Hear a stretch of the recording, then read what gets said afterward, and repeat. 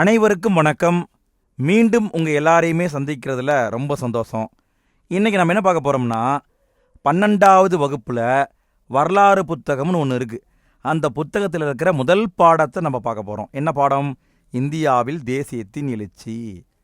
இந்த பாடத்தை புத்தகம் வச்சுருந்தா எடுத்து பாருங்களேன், ரொம்ப பெரிய பாடமாக இருக்கும். இந்த பாடத்தில் கண்டென்ட்டு ரொம்ப கம்மி தான், கதை மட்டும்தான் நிறைய இருக்கும். அந்த கதையை எல்லாத்தையுமே தூக்கி ஓர போட்டுட்டு கண்டென்ட்டை மட்டும் எடுத்து எக்ஸாம் பாயிண்ட் ஆஃப் வியூவில் எதை கேட்பாங்களோ அதை மட்டும் நோட்ஸாக மாற்றிருக்கிறோம். அதைத்தான் இந்த வீடியோவில் பார்க்க போகிறோம். சரி, வீடியோக்குள்ளே போகிறதுக்கு முன்னால் ஒரு சின்ன தகவலை மட்டும் நான் சொல்லிடுறேங்க. குமார் டிஎன்பிஎஸ்சி நோட்ஸ் அப்படின்ட்டு நாம்ளே தனியாக ஒரு சேனலை ஓப்பன் பண்ணியிருக்கோம். அதுவும் நம்ம சேனல் தான், வேறு ஒன்றும் கிடையாது. எதுக்காக அந்த சேனலை ஓப்பன் பண்ணியிருக்கோம் அப்படின்னா, அந்த சேனலில் டிஎன்பிஎஸ்சிக்கு தேவையான கரண்ட் அஃபேர்ஸு, டிஎன்பிஎஸ்சியுடைய பழைய வினாக்கள், அப்புறம் மோட்டிவேஷன் வீடியோக்கள், இந்த மாதிரி நாங்கள் போட்டுக்கிட்டு இருக்கிறோம். அந்த சேனலுக்கான லிங்க்கு இந்த வீடியோவுக்கு கீழே டிஸ்கிரிப்ஷன்லேயும் இருக்குது, ஃபஸ்ட்டு கமெண்ட்லேயும் இருக்குது. நீங்கள் அந்த லிங்கை கிளிக் பண்ணி அந்த சேனலை சப்ஸ்கிரைப் பண்ணிக்கோங்க.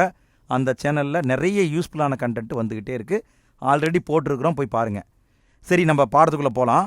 இந்த பாடத்தில் எதை பற்றி பேசுகிறாங்க அப்படின்னா, இந்திய தேசிய இயக்கம் ஏன் உருவாச்சு, எப்படி உருவாச்சு, இந்திய தேசிய காங்கிரஸ் எப்படி உருவாச்சு, இந்த 3 பாயிண்ட்டை தான் பேசுகிறாங்க. சரி, முதல்ல ஒவ்வொன்றா பார்க்கலாம். இந்திய தேசிய இயக்கம்னா என்னப்பா சொல்லுங்கள் பார்ப்போம். இந்திய தேசிய இயக்கம் அதாவது பிரிட்டிஷ்காரன் வாணிகம் பண்ணுறதுக்கு இந்தியாவுக்கு வந்தான், நாட்டை பிடிச்சான். நாட்டை பிடிச்சிட்டு இந்தியர்களை டார்ச்சர் பண்ண ஆரம்பித்தான். இந்தியர்கள் சும்மா இருப்பாங்களா? கொந்தளிச்சாங்க. நாங்கள்லாம் இந்தியர்கள்டா, நீ இங்கே யாரா இங்கே வந்து எங்களை வந்து ஆட்சி பண்ணுறது, வெளியே போ அப்படின்னு எல்லாருமே கொந்தளிச்சாங்க. அதுதான் இந்திய தேசிய இயக்கம். இந்திய தேசிய இயக்கம் உருவாக பல காரணங்கள் இருக்குதுங்க. எல்லாமே ஆங்கிலேயர் பண்ண வேலை தான். பேசாமல் நாட்டை பிடிச்சோமா, இங்கே இருக்கிறவங்கக்கிட்ட வரியை வாங்கினோமா, நம்ம பொழப்ப ஓட்டணுமா அப்படின்னு இருந்திருந்தால் பிரச்சனை கிடையாது. ஒவ்வொரு விஷயத்துலையும் டார்ச்சர் பண்ணான். அதனால தான் இந்திய தேசிய இயக்கம் உருவாச்சு. இந்திய தேசிய இயக்கம்னா என்னன்ட்டு அரவிந்த் கோஷ் என்ன சொல்கிறாருன்னு பாருங்களேன்.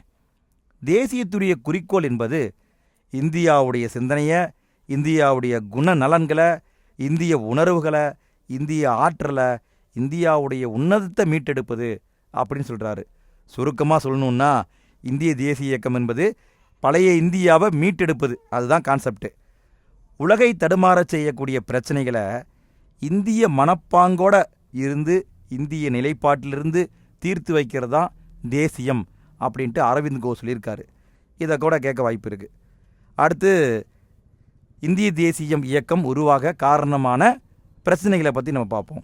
முதல் பிரச்சனை வந்து கட்டுப்பாடற்ற வணிக கொள்கை. அது என்ன கட்டுப்பாடற்ற வணிக கொள்கை அப்படின்னா, பிரிட்டிஷ்காரன் வரத்துக்கு முன்னால் இந்தியாவில் அரசு மட்டும்தான் நிலத்தை மெயின்டைன் பண்ணிக்கிட்டு இருந்தது. கவர்மெண்ட்டுக்கிட்ட தான் நிலம் இருந்தது. அதில் உழவர்கள் போய் விவசாயம் பண்ணாங்கன்னா அரசாங்கத்துக்கு பாதி, மக்களுக்கு பாதி, இப்படி இருந்தது. ஆனால் பிரிட்டிஷ்காரன் வந்த பிறகு நிலத்தை சொந்தமாக விற்க ஆரம்பித்தான். உனக்கு வேணுமா, காசு கொடுத்து வாங்கிக்கோ அப்படிங்கிற மாதிரி பண்ணான். வணிகத்தையும் வந்து கட்டுப்பாடற்ற வணிகமாக பண்ணான். எதை வேண்டுமானாலும் இந்தியாவில் வந்து விற்றுக்கோ, எப்படி வேண்டுமானாலும் விற்றுக்கோ, நான் கேட்க மாட்டேன் அப்படின்ட்டான். இதனால் என்னாச்சு, ஐரோப்பாவில் இருந்த பெரிய பெரிய பணக்காரங்க இந்தியாவில் நிலத்தை வாங்கி போட்டாங்க. இந்தியாவில் பல்வேறு பிஸ்னஸை பண்ணாங்க. இந்திய மக்களையும் டார்ச்சர் பண்ணாங்க. இதுக்கு உதாரணம் 1859 1860 இண்டிகோ கழகம் அப்படிங்கிறது வங்காளத்தில் ஏற்பட்டுச்சு. வங்காளத்தில் ஏன் ஏற்பட்டுச்சு? இண்டிகோ கழகம் வந்து சணல் உற்பத்தியை எதிர்த்து ஏற்பட்டுச்சு. அதாவது சணலை வந்து நீங்கள் உற்பத்தி பண்ணி தான் ஆகணும், சணல் கயிறை நான் கொண்டு போய் வெளிநாட்டில் விற்க போகிறேன் அப்படின்னு சொல்லிட்டு ரொம்ப டார்ச்சர் பண்ணாங்க. அப்படியே சணல் கயிறை உற்பத்தி பண்ணாலுமே ரொம்ப கம்மியாக காசு கொடுத்தாங்க. அதை எதிர்த்து நடந்தது தான் இண்டிகோ கழகம். எப்போ நடந்துச்சு? 1859 1860 நடந்துச்சு. அடுத்து பாருங்கள், 1875 இந்தியாவில் இருந்த ஜவுளி ஆலை உரிமையாளர்கள் போராட்டம் பண்ணுறாங்க. எதுக்கு போராட்டம் பண்ணுறாங்க? அதாவது இந்தியாவிலேருந்து வெளிநாட்டுக்கு பொருள் அனுப்பணும்னா காசு அதிகம், அதாவது கஸ்டம்ஸ் அதிகமாக காசு கட்டணும். அதுவே வெளிநாட்டிலேருந்து இந்தியாவுக்கு வந்துச்சுன்னா இறக்குமதி வரி ரொம்ப கம்மி, ஏற்றுமதி வரி அதிகம், இறக்குமதி வரி கம்மி. அதனால் என்ன பண்ணுறாங்க, நிறைய வெளிநாட்டுக்காரங்க இந்தியாவில் வந்து வணிகம் பண்ணுறாங்க. இந்தியாவுடைய வணிகம் வந்து அடி வாங்குமா இல்லையா? அதனால தான் ஜவுளி ஆலை உரிமையாளர்கள் 1875 போராட்டம் பண்ணுறாங்க. அடுத்து ஏகப்பட்ட பேரை அடிமையாக வச்சுருந்தாங்க. அந்த அடிமை முறையை பிரிட்டிஷ்காரன் ரத்து பண்ணான். இதுதான் எனக்கு தெரிஞ்சு அவன் பண்ண நல்ல விஷயம் நினைக்கிறேன். 1843 பிரிட்டிஷ் இந்தியாவில் அடிமை முறை ஒழிக்கப்பட்டது. இது மட்டும்தான் அவன் பண்ணதுலேயே நல்ல விஷயம். அடுத்தது பஞ்சகாலங்கள். இந்தியாவில் பஞ்சம் நிறைய ஏற்படுங்க. அப்போ வந்து நிறைய பஞ்சம் ஏற்பட்டுக்கிட்டு இருந்துச்சு. அந்த பஞ்ச காலத்திலையும் கொஞ்சம் கூட கருணையே இல்லாமல் பிரிட்டிஷ்காரன் நடந்துக்கிட்டான். 1866 ஒடிசாவில் பஞ்சம் ஏற்பட்டுச்சு. அந்த பஞ்சத்தில் 1.5 மில்லியன் மக்கள் செத்தே போயிட்டாங்க. அப்போ கூட பிரிட்டிஷ் கவர்மெண்ட்டு ஏன் எதுக்கு அவங்களுக்கு சாப்பாடு கொடுக்கணுமே அப்படின்னு யோசிக்கவே இல்லை. எதையுமே கண்டுக்காமல் வந்துக்கிட்டானுங்க. 1876-78 இந்த 2 ஆண்டுகள்லேயும் சென்னையிலையும் பஞ்சம் வந்தது. 3.5 மில்லியன் மக்கள் இறந்தாங்க. அப்பையுமே யாருமே கண்டுக்கல. இதை விட ஒரு டேட்டா இருக்குது பாருங்க. 1891 முதல் 1900 வரைக்கும் கிட்டத்தட்ட இந்த 10 ஆண்டுகளில் 19 மில்லியன் மக்கள் இறந்துருக்குறாங்க பஞ்சத்தால். பிரிட்டிஷ் கவர்மெண்ட்டு கண்டுக்கவே இல்லை. இது யார் சொல்லியிருக்காங்கன்னா, அந்த காலத்தில் வாழ்ந்த மெட்ராஸ் டைம்ஸ் அப்படிங்கிற பத்திரிகையுடைய ஆசிரியராக இருந்த வில்லியம் டிக்பை, இவரே ஒரு ஆங்கிலேயர், இவரே சொல்லியிருக்காரு. எதையுமே கண்டுக்கல அப்படின்னு சொல்லியிருக்காரு. இதில் ஒரு குறிப்பிட்ட விஷயம் என்னன்னு பார்த்தீங்கன்னா, 1866 ஒடிசா பஞ்சம் வந்தது இல்லையா? அப்போ ஏகப்பட்ட பேர் இறந்து போயிட்டாங்கல்ல. அதை பார்த்த தாதாபாய் நவ்ரோஜி அப்படிங்கிறவர் ஏன் இந்தியாவில் வறுமை இருக்குது, ஏன் மக்கள் இப்படியெல்லாம் வாழ்கிறாங்க அப்படிங்கிறத ஒரு ரிசர்ச்சாக பண்ண ஆரம்பிச்சிருக்காரு. அவர் இறக்குற வரைக்கும் அதை ஆராய்ச்சி பண்ணிக்கிட்டே இருந்திருக்காரு. இதை நோட் பண்ணிக்கோங்க. அடுத்தது கல்வி. கல்விங்கிற விஷயத்தை பொறுத்த வரைக்கும் பண்டைய காலத்தில் இந்தியாவில் கல்வி நல்லா தான் இருந்தது. என்ன ஒரு விஷயம்னா, வட்டார மொழிகளில் கல்வியை கொடுத்துக்கிட்டு இருந்தாங்க. ஆனால் பிரிட்டிஷ்காரன் வந்த உடனே ஆங்கில மொழியில் கல்வியை கொடுத்தான். இது வந்து ஒரு நல்ல விஷயந்தான். ஆங்கில மொழியில் படிக்கும்போது உலகத்தில் இருக்கிற எல்லா மக்களோடையும் நம்மளால் கனெக்ட் ஆக முடியுது. உலகத்தில் என்ன நடந்துக்கிட்டு இருக்கு, இவன் எப்படி நம்மளையெல்லாம் ஏமாற்றிக்கிட்டு இருக்கிறான் அப்படிங்கிறத மக்கள் கண்டுபிடிக்க ஆரம்பிச்சிட்டாங்க. 1823 பொதுக்கல்விக்கான பொதுக்குழு அப்படிங்கிறத உருவாக்குறாங்க. என்னது? பொதுக்கல்விக்கான பொதுக்குழு. இதை ஏன் உருவாக்குறாங்க அப்படின்னா, பிரிட்டிஷ்காரன் இந்தியாவில் ஆட்சி பண்ணும்போது இந்தியாவில் இருக்கிற பள்ளிகள் கல்லூரிகளில் எந்த மொழியில் பாடத்தை சொல்லித்தரது அப்படிங்கிறத கண்டுபிடிக்கிறதுக்காக உருவாக்கியிருக்கிறான். அதாவது ஆங்கிலத்தில் சொல்லித்தரவா இல்லை வட்டார மொழியில் சொல்லித்தரவா அப்படிங்கிறத கண்டுபிடிக்கத்தான் இந்த பொதுக்குழுவை 1823 அமைச்சிருக்காங்க. இந்த பொதுக்குழுவும் வந்து பரிந்துரை வழங்கியிருக்கு. அந்த பரிந்துரையை வச்சுக்கிட்டு 1835 ஆங்கில கல்வி சட்டத்தை கொண்டு வர்றாங்க. என்ன சட்டம்? ஆங்கில கல்வி சட்டம். அதாவது ஆரம்ப பள்ளிகளில் வந்து வட்டார மொழி, அதுவே வந்து ஹையர் எஜுகேஷனாக இருந்தால் ஆங்கிலத்தில் மட்டும்தான் சொல்லித்தரணும் அப்படிங்கிறத கொண்டு வந்தாங்க. இதை கொண்டு வர காரணமாக இருந்தது யாருன்னா டிபி மெக்காலே. அது யாருப்பா டிபி மெக்காலே அப்படின்னு கேட்டிங்கன்னா, இவர் கவர்னர் ஜெனரலுடைய ஆலோசனை குழுவில் இடம்பெற்ற முதல் சட்ட உறுப்பினர். அதாவது இவர் வரைக்குமே யாரையுமே வந்து சட்ட உறுப்பினராக போடலை. ஆனால் இவர் தான் முதல் சட்ட உறுப்பினராக வராரு. 1834 1838 வரைக்கும் இருக்கார். இவர் தான் என்ன சொல்கிறாரு, இந்தியாவில் ஆங்கில வழியில் தான் கல்வியை கொடுக்கணும் அப்படிங்கிறத சொல்கிறாரு. இந்தியாவில் அறிமுகம் செய்ய வேண்டிய கல்வியை வடிவமைச்சவர் யாருன்னா மெக்காலே. இதை கேட்கவும் வாய்ப்பு இருக்குது. இவர் 1835 இந்திய கல்வி குறித்த குறிப்புகள் அப்படிங்கிற புத்தகத்தை எழுதி விட்டுருக்கிறாரு. இதை இங்கிலீஷில் சொல்லணுன்னா மினிட் ஆன் இண்டியன் எஜுகேஷன். இந்த புத்தகத்தை எழுதுனது யார்? மெக்காலே. அடுத்து பார்த்தீங்கன்னா, இந்தியாவில் பல்கலைக்கழகத்தையும் உருவாக்கிட்டாங்க. 1857 சென்னை, கல்கத்தா, பம்பாய் இந்த 3 இடங்கள்லையும் பல்கலைக்கழகங்கள் உருவாக்கப்பட்டது. அதாவது ஆங்கிலேயர் பண்ணுற நல்ல விஷயத்தில் ஒன்று இந்த கல்வியை கொடுத்தது. அதனால தான் அவங்கள எதுக்க முடிஞ்சுது. அடுத்தது சமயம். சமயத்தில் என்னப்பா பிரச்சனை அப்படின்னு கேட்டிங்கன்னா, இந்தியாவில் முன்னாடி ஃபாலோ பண்ணப்பட்டு இருந்தது வந்து இந்து சமயம், இஸ்லாமிய சமயம், மற்ற சமயங்கள். ஆங்கிலேயர் வரும்பொழுது அவங்க ஃபாலோ பண்ணுறது கிறிஸ்தவ சமயம். ஸோ வந்த உடனே என்ன பண்ணுறாங்க, கிறிஸ்தவ சமய பாதிரியார்களை இலவசமாக இங்கே கூட்டிகிட்டு வந்துட்டு எல்லா மக்களையும் கன்வெர்ட் பண்ணுறாங்க. இதை பார்த்த இந்தியர்களுக்கு பயம் வந்துருச்சு. என்னடா அது, எல்லாத்தையுமே கன்வெர்ட் பண்ணி மதம் மாற்றிட்டு இருக்காங்க அப்படின்னு சொல்லிட்டு எதுக்க ஆரம்பிக்கிறாங்க. அப்போ தான் நிறைய சமயம் சார்ந்த இயக்கங்கள் ஆரம்பிக்குது. ராஜாராம் மோகன் ராய் 1828 பிரம்ம சமாஜத்தை உருவாக்கினார். ஆத்மராம் பாண்டுரங் 1867 பிரார்த்தனை சமாஜத்தை உருவாக்கினார். சையத் அகமது கான் அலிகார் இயக்கத்தை உருவாக்கினார். தயானந்த சரஸ்வதி 1875 ஆரிய சமாஜத்தை உருவாக்கினார். இப்படி நிறைய சமயம் சார்ந்த இயக்கங்கள் உருவாச்சு. அதனாலேயும் மக்கள் ஆங்கிலேயருக்கு எதிராக திரும்பினாங்க. அடுத்தது 1857 பெரும் புரட்சி. இதில் என்னப்பா பிரச்சனை அப்படின்னா, ஆங்கிலேயரை எதிர்த்து இந்தியா முழுக்க 1857 ஜூன் மாதம் ஆரம்பித்து செப்டம்பர் மாதம் வரைக்கும் போராட்டம் பண்ணுறாங்க. அந்த போராட்டத்தை ஆங்கிலேயர்கள் அடக்கிட்டாங்க. சும்மா அடக்கலைங்க, பயங்கரமாக அந்த கலகக்காரர்களை போட்டு கொன்று எடுத்து தான் அந்த கலகத்தையும் அடக்கினான். இதை பற்றி அப்போ பம்பாயுடைய ஆளுநராக இருந்த எல் பிரின்ஸ்டன் அப்படிங்கிறவர் சொல்லியிருக்காரு.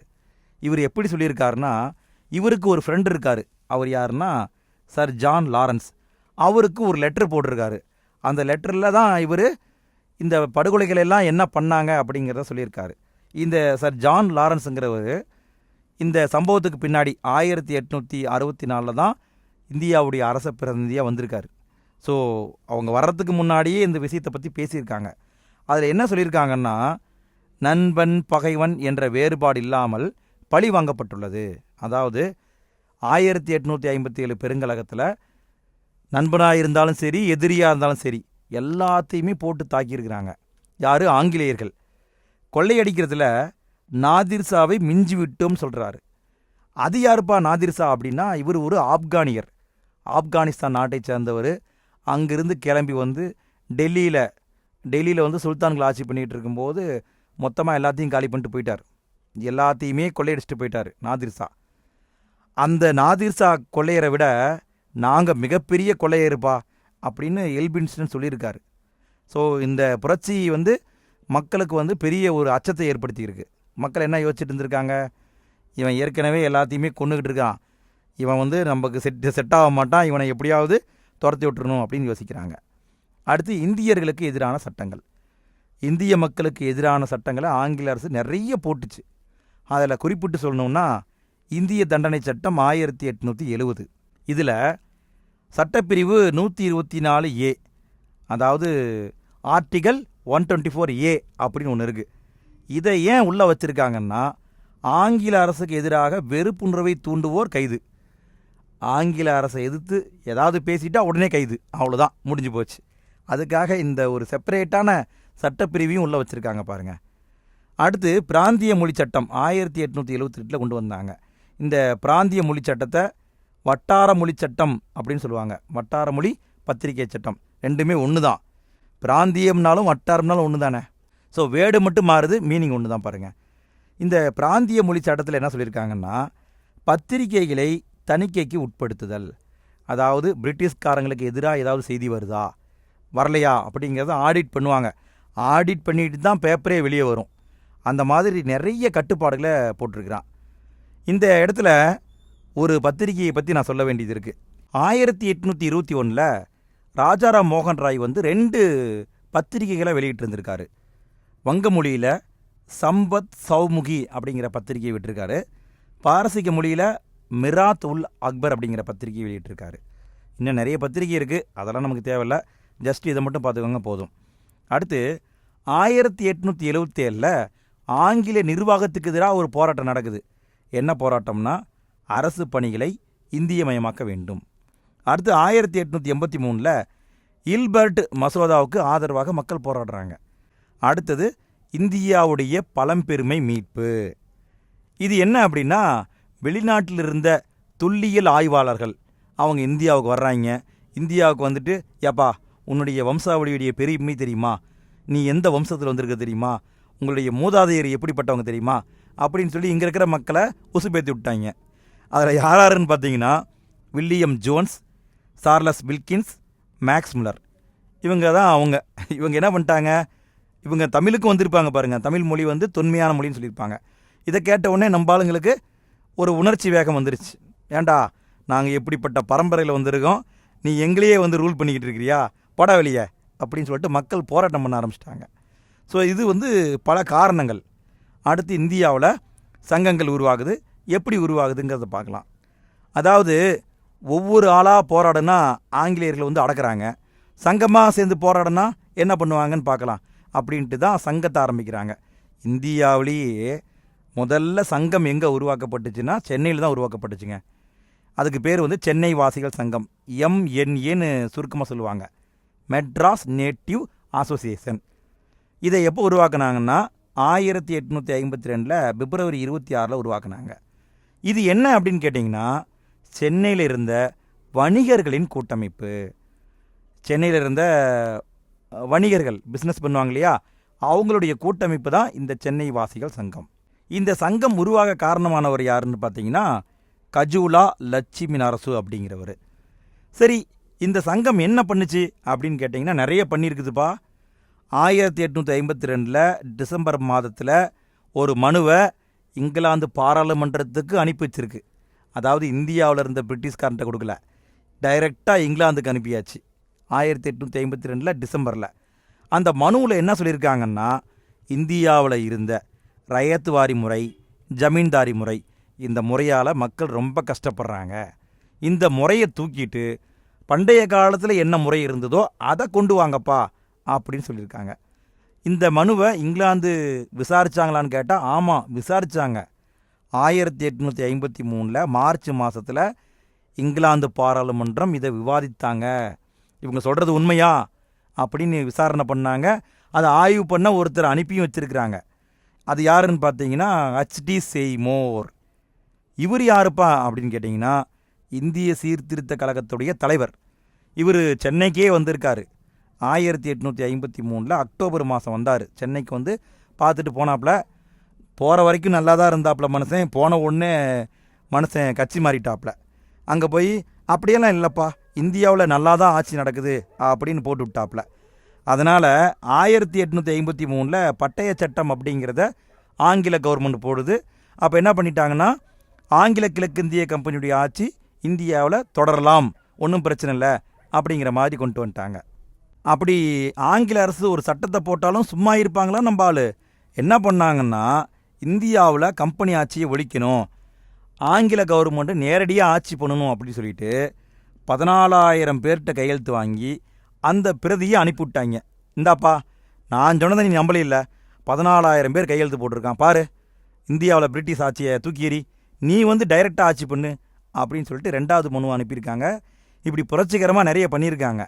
இருந்தாலும் 1866 லட்சுமி நரசு அவர் இறந்து போயிடுவாப்புல. அதுக்கு பிறகு இந்த கட்சி வந்து ரொம்ப டம்மி ஆயிரும். 1881 இந்த கட்சி முழுவதுமே இல்லாமல் போயிடும்.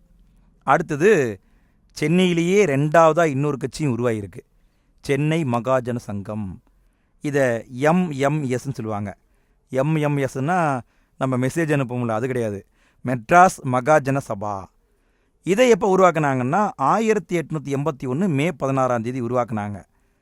ஆனால் என்னாச்சுன்னா 1885 இந்திய தேசிய காங்கிரஸ் உருவாச்சு இல்லையா, அப்போ என்ன பண்ணிட்டாங்க, சென்னை மகாஜன சங்கத்தை அங்கே கொண்டு போய் அணைச்சி விட்டாங்க. அவ்வளோதான். அடுத்து நம்ம பார்க்குறது இந்திய தேசிய காங்கிரஸ் உருவாக்கம். இந்திய தேசிய காங்கிரஸ், இதை சுருக்கமாக INCன்னு சொல்லுவோம், இந்தியன் நேஷனல் காங்கிரஸ். இது எப்படி உருவாச்சுன்னா இதுக்குன்னு ஒரு கதை இருக்குதுங்க.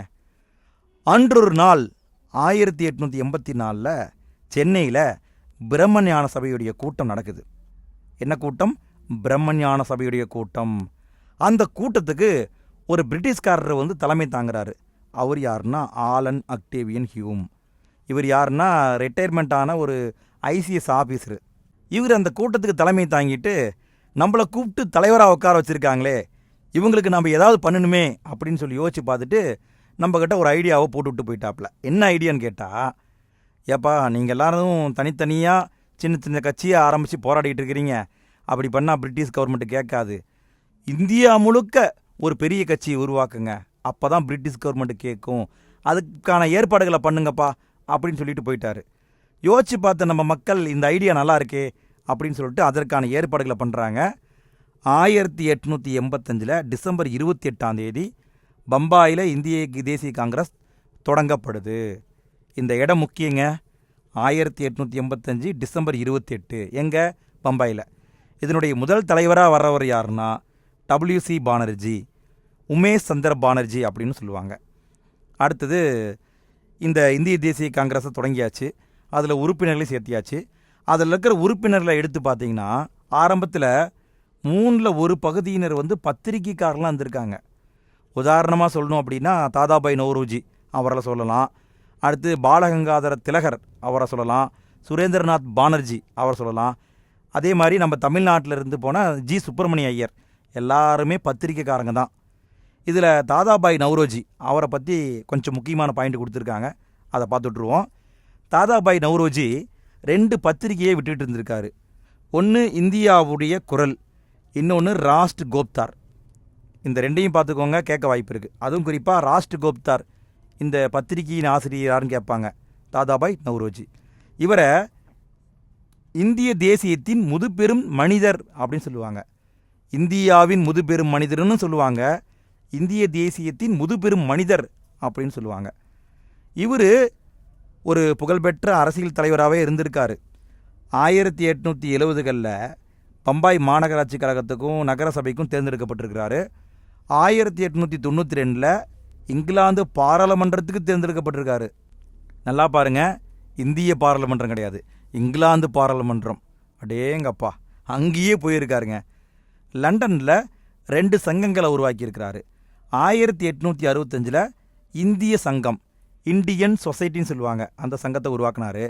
1866 கிழக்கிந்திய கழகம், ஈஸ்ட் இண்டியன் அசோசியேஷன், இந்த அமைப்பை உருவாக்கினார். இந்த 2 அமைப்புகளும் முக்கியம், கண்டிப்பாக கேட்பார்கள், பார்த்து கொள்ளுங்கள். இவர் 3 முறை இந்திய தேசிய காங்கிரஸுடைய தலைவராக இருந்திருக்காரு. இவர் தான் 1866 ஒடிசாவில் பஞ்சம் வந்துச்சுல்ல, அந்த பஞ்சத்தின் காரணமாக வாழ்நாள் முழுக்க வறுமையை பற்றி ஆராய்ச்சி பண்ணாங்கன்னு பார்த்தோம்ல, அது இவர் தான். இவர் ஆராய்ச்சி பண்ணிவிட்டு 1901 இந்தியாவில் வறுமையும் பிரிட்டிஷ் தன்மையற்ற ஆட்சியும் அப்படிங்கிற புத்தகத்தை வெளியிட்டிருக்கிறாரு. இங்கிலீஷில் சொல்லணும்னா poverty and unBritish rule in India. இதில் செல்வ சுரண்டல் கோட்பாடை பற்றி டீட்டெயிலாக சொல்லியிருப்பார். அதாவது பிரிட்டிஷ் கவர்மெண்ட்டு எப்படியெல்லாம் நம்மக்கிட்ட இருந்து ஆட்டையை போட்டு போகுது அப்படின்னு தெளிவாக சொல்லியிருப்பார். அடுத்து நம்ம பார்க்குறது பாலகங்காதர திலகர்.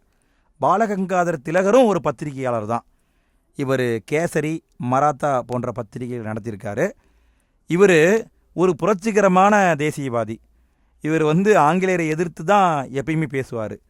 1897 ஆங்கிலேயருக்கு எதிராக நாடு முழுக்க எல்லாருமே கொந்தளிக்கணும் அப்படின்னு சொல்லியிருக்காரு. அடுத்து ஒரு கூற்றை சொல்லியிருக்காரு பாருங்க, சுயராஜ்யம் எனது பிறப்புரிமை, அதை அடைந்தே தீருவேன் அப்படின்னு சொல்லியிருக்காரு. இப்படி சொன்னால் பிரிட்டிஷ் கவர்மெண்ட் விடுமா? விடாதில்ல. பிரிட்டிஷ்காரன் என்ன பண்ணிட்டான், 1897 ஜூலை 27 கைது பண்ணிட்டான். எப்படி கைது பண்ணுறான்? முன்னாடி நம்ம பார்த்தோம்ல இந்திய தண்டனை சட்டம், அதனுடைய செக்ஷன் 124A, அந்த செக்ஷனை போட்டு கைது பண்ணிட்டான். அடுத்து இந்திய தேசிய காங்கிரஸ், அதனுடைய மாநாடுகளை பார்க்குறோம். மாநாடுகளும் முக்கியம், நல்லா பார்த்துக்கோங்க. மாநாடுகள் எங்கெங்கே நடந்துச்சு அப்படின்னும் கேட்பாங்க. முதல் மாநாடு எங்கே நடந்துச்சுன்னா 1885 பம்பாயில் நடந்துச்சு. 2வது மாநாடு 1886 கல்கத்தாவில் நடந்துச்சு. 3வது மாநாடு சென்னையில் நடந்திருக்கு. 1887 சென்னையில் நடந்துச்சு, நல்லா பார்த்துக்கோங்க. 3வது மாநாடு கடைசியாக விடுதலை அடையிறதுக்கு முன்னாடி எங்கே நடந்துச்சுன்னு பார்த்தீங்கன்னா, எங்கே நடந்துச்சு? 1947 டெல்லியில் நடந்திருக்கு. அடுத்து இந்திய தேசிய காங்கிரஸுடைய சிறப்பு மாநாடுகள், அதாவது முன்ன நம்ம பார்த்தது வருடாந்திர மாநாடு, ஒவ்வொரு வருஷமும் கண்டிப்பாக கூட்டுவாங்க. ஆனால் சில இடங்களில் சிறப்பு மாநாடுகளும் நடந்திருக்கும். எமர்ஜென்சி டைமில் இம்மிடியட்டாக கூட்டியிருப்பாங்க. அப்படி பார்த்தீங்கன்னா 4 சிறப்பு மாநாடுகள் நடந்திருக்கு. 1918 பம்பாய், 1920 கல்கத்தா, 1923 டெல்லி, 1942 பம்பாய். இதையும் பார்த்துக்கோங்க, கண்டிப்பாக கேட்பாங்க. அடுத்தது இந்திய தேசிய காங்கிரஸுடைய மாநாடு அதிகபட்சமாக எங்கே நடந்திருக்குதுன்னா கல்கத்தாவில் நடந்திருக்கு, 10 முறை நடந்திருக்கு. சென்னையில் 7 முறை நடந்திருக்கு. இந்தியாவில் வடகிழக்கு மாநிலங்களில் ஒரே ஒரு இடத்துல மட்டும்தான் இந்திய தேசிய காங்கிரஸுடைய மாநாடு நடந்திருக்கு. எங்கன்னு பார்த்தீங்கன்னா 1926 கவுஹாத்தியில் நடந்திருக்கு. கவுஹாத்தி அப்படிங்கிறது அசாமுடைய தலைநகர். இந்திய தேசிய காங்கிரஸுடைய வருடாந்திர கூட்டம் சில ஆண்டுகளில் நடக்கலை. இதுவும் முக்கியம், கண்டிப்பாக கேட்பாங்க. 1930, 1935, 1941 to 45 இந்த ஆண்டுகளில் நடக்கலை. இதை நல்லா பார்த்துக்கோங்க, கண்டிப்பாக கேட்க வாய்ப்பு இருக்குது. 1905 தான் காந்தியடிகள் தென்னாப்பிரிக்காவிலிருந்து இந்தியாவுக்கு வராரு. 1919 இந்திய தேசிய காங்கிரஸுடைய தலைவராக காந்தியடிகள் இருந்திருக்காரு. இந்த இடத்துல நான் ஒரு கேள்வியை உங்ககிட்ட கேட்குறேன். ரீசெண்டாக தான் நம்முடைய கரண்ட் அஃபேர்ஸ் வீடியோவில் நம்ம பார்த்தோம். காந்தியடிகள் ஒரே ஒரு இந்திய தேசிய காங்கிரஸுடைய மாநாட்டுக்கு தலைமை வகித்திருப்பார். அதனுடைய 100வது விழா இப்போ நடந்திருக்கும். அது எங்கே நடந்துச்சு அப்படிங்கிறது தெரிஞ்சால் கமெண்டில் போட்டுவிடுங்க. சரிங்க, இவ்வளோ நேரம் நோட்ஸை பார்த்துட்டோம். அடுத்து நம்ம புக் பேக் கொஷினை பார்க்க போகிறோம். புக் பேக் கொஷினை பார்க்குறதுக்கு முன்னால் இவ்வளோ நேரம் வீடியோவை பார்த்தீங்கல்ல, வீடியோ பிடிச்சிருந்துதா? வீடியோ பிடிச்சிருக்குது, ஏன்னா லைக் போடலை? எப்பா லைக் போடுங்கப்பா. எத்தனை பேர் பார்க்குறீங்க, கொத்தாக பார்க்குறீங்க, லைக் மட்டும் போட மாட்டேன்றீங்க. கீழே பாருங்கள் லைக் பட்டன் இருக்குது, லைக் பட்டனை தட்டி விடுங்க. அதே மாதிரி வீடியோ எப்படி இருந்ததுங்கிறத கமெண்ட்டில் போட்டுவிடுங்க. லைக் பட்டன் சொல்லி மறந்தாப்பில் டிஸ்லைக் பட்டன் அமுத்தி விட்டுறாதீங்க, அப்புறம் ரொம்ப போயிடும். சரி, கேள்வியை பார்க்கலாமா? முதல்ல பார்க்குறது சரியான விடையை தேர்ந்தெடுத்து எழுதுக. முதல் கேள்வியை பாருங்கள். காந்தியடிகள் தென்னாப்பிரிக்காவிலிருந்து எந்த ஆண்டில் இந்தியா திரும்பினார்? இதை கடைசியாக பார்த்தோம். எப்போ வந்தார்? 1900 வந்திருப்பார். அடுத்து ரெண்டாவது கேள்வியை பாருங்கள். இந்தியாவில் ஆங்கில கல்வி எந்த ஆண்டு அறிமுகம் செய்யப்பட்டது? ஆங்கில கல்வியை எந்த ஆண்டு அறிமுகம் செஞ்சாங்க? 1835 அறிமுகம் செஞ்சாங்க. அடுத்து மூன்றாவது கேள்வியை பாருங்கள். மாறுபட்ட ஒன்றை தேர்வு செய்க. ஏதோ ஒன்று மாறி இருக்குது, என்னன்னு கண்டுபிடிக்கணும். பாருங்கள். William Jones okay, Charles Wilkins okay, Max Muller okay, Aurobindo Ghosh இந்தியர், மற்ற 3 பேரும் தொல்லியல் ஆய்வாளர்கள். அடுத்து நாலாவது கேள்வியை பாருங்கள். சுயராஜ்யம் எனது பிறப்புரிமை, அதை அடைந்தே தீர்வேன் என்று சொன்னவர் யார்? பாலகங்காதர திலகர். இதுதான் ஆன்சர். அடுத்தது பாருங்கள், ஐந்தாவது கேள்வி. பின்வருவனவற்றை பொருத்தி சரியான விடையை தேர்வு செய்க. சரியான விடையை கண்டுபிடிங்க. பாலகங்காதர திலகர் இவர் என்ன நியூஸ் பேப்பரை விட்டார்? இவர் கேசரி, மராத்தா 2 நியூஸ் பேப்பரை விட்டிருப்பார். தாதாபாய் நவ்ரோஜி இவர் இந்தியாவுடைய குரல், ராஷ்ட் கோப்தார் 2 பேப்பரை விட்டிருப்பார். மெக்காலே இவர் இந்திய கல்வி குறித்த குறிப்புகள் இதை விட்டிருப்பார். வில்லியம் டிக்பை இவர் மெட்ராஸ் டைம்ஸ் பத்திரிகையின் ஆசிரியர். அப்போ விடை என்னது? விடை 3142. இது ஆன்சர். அடுத்தது ஆறாவது கேள்வியை பாருங்கள். பின்வரும் எது ஒன்று சரியாக பொருந்தியுள்ளது? எது சரியாக பொருந்தி இருக்குன்னு கேட்குறாங்க. ஆங்கில கல்வி சட்டம் 1843 கிடையாது, 1835 கொண்டு வந்திருப்பாங்க. ஓகே. அடிமை முறை ஒழிப்பு 1859 கிடையாது, 1843 தான் கொண்டு வந்திருப்பாங்க. சென்னை வாசிகள் சங்கம் 1852. ஓகே. இண்டிகோ கழகம் 1835 கிடையாது, 1859 ஆரம்பித்து 60 வரைக்கும் நடந்திருக்கும். அப்போ பொருத்தமானது இதுதான். அடுத்தது ஏழாவது கேள்வியை பாருங்கள். பின்வரும் அமைப்புகள் தொடங்கப்பட்ட சரியான காலவரிசையை தேர்வு செய்க. அமைப்புகளை பாருங்கள். முதல்ல உருவாக்கப்பட்டது சென்னை வாசிகள் சங்கம் 1852 உருவாக்கியிருப்பாங்க. அடுத்து இந்திய சங்கத்தை உருவாக்கியிருப்பாங்க 2வதா. 3வதா கிழக்கிந்திய கழகம். 4வதா சென்னை மகாஜன சங்கம். அப்போ விடை என்னது? விடை எங்கே வருது? 1க்கு 3 எங்கே வருது? இதுதான் வருது 3. அடுத்தது 4. அப்போ இதுதான் ஆன்சர். அடுத்தது 8வது கேள்வியை பாருங்கள். இந்திய தேசிய காங்கிரஸை நிறுவியவர் யாருன்னு கேட்குறாங்க. யார்? AO Hume, Allan Octavian Hume. அடுத்து 9வது கேள்வியை பாருங்கள். இந்திய தேசிய காங்கிரஸுடைய முதல் தலைவர் யாருன்னு கேட்குறாங்க. யார்? WC பானர்ஜி. அடுத்து 10வது கேள்வியை பாருங்கள். இந்தியாவுடைய முதுபெரும் மனிதர் என்று அழைக்கப்படுவர் யார்? தாதாபாய் நவ்ரோஜி. அடுத்து 11வது கேள்வியை பாருங்கள். இந்தியாவில் வறுமையும் பிரிட்டிஷ் தன்மையற்ற ஆட்சியும் என்ற புத்தகத்தை எழுதியவர் தானே பார்த்தோம், தாதாபாய் நவ்ரோஜி. எப்போ விட்டிருப்பார்? 1901 விட்டிருப்பார். அடுத்து 12வது கேள்வியை பாருங்கள். கூற்று காரணம் டைப்பில் கேட்டிருக்காங்க. கூற்று என்ன? ஆங்கில அரசாங்கம் தடையற்ற வணிக கொள்கையை பின்பற்றினாங்களான்னு கேட்டால் கரெக்டு. ஆமாம், பின்பற்றினாங்க. காரணம் என்ன? இங்கிலாந்தின் தடையற்ற வணிக கொள்கையால் இந்தியா நன்மை பெற்றது. நன்மை பெற்றதா? எங்கப்பா நன்மை கிடைச்சது? தப்பு. அப்போ கூற்று சரி, காரணம் தவறு. அடுத்தது 13வது கேள்வி. ஒரிசா பஞ்சம் குறித்த பின்வரும் கூற்றுகளில் சரியானவை இவை. எது சரின்னு கேட்குறாங்க. 3 கூற்று கொடுத்துருக்காங்க பாருங்கள். 1866ஆம் ஆண்டில் 1.5 மில்லியன் மக்கள் ஒரிசாவில் பட்டினியால் இறந்தார்கள். கரெக்டு, இறந்தாங்க தான். கூற்று 2, பஞ்ச காலத்தில் 200 மில்லியன் பவுண்டு அரிசியை பிரிட்டனுக்கு ஆங்கில அரசு ஏற்றுமதி செஞ்சது. பஞ்ச காலத்தில் ஏற்றுமதி செஞ்சது கரெக்டு, ஆமாம். அடுத்து 3வது கூற்றை பாருங்கள். ஒரிசா பஞ்சமானது தாதாபாய் நவ்ரோஜியை இந்திய வறுமை குறித்து வாழ்நாள் ஆய்வை மேற்கொள்ள தூண்டியது. கரெக்ட், இந்த கூற்றும் கரெக்டு தான். அப்போ விடை இவை அனைத்தும். அவ்வளோதாங்க, இந்த பாடத்தை முடிச்சாச்சு. இந்த பாடம் உங்களுக்கு பிடிச்சிருக்குன்னு நினைக்கிறேன். வீடியோ பிடிச்சிருந்தா லைக் போடுங்க. வீடியோ எப்படி இருந்ததுங்கிறத கமெண்ட்டில் போடுங்க. இதே மாதிரி நிறைய வீடியோக்களை தொடர்ந்து நாங்கள் போட்டுக்கிட்டு இருக்கோம். அதுக்கு மறக்காமல் சப்ஸ்கிரைப் பண்ணி உங்களுடைய சப்போர்ட்டை கொடுங்க. சரிங்க, அடுத்த வீடியோவில் நம்ம மீண்டும் சந்திப்போம்.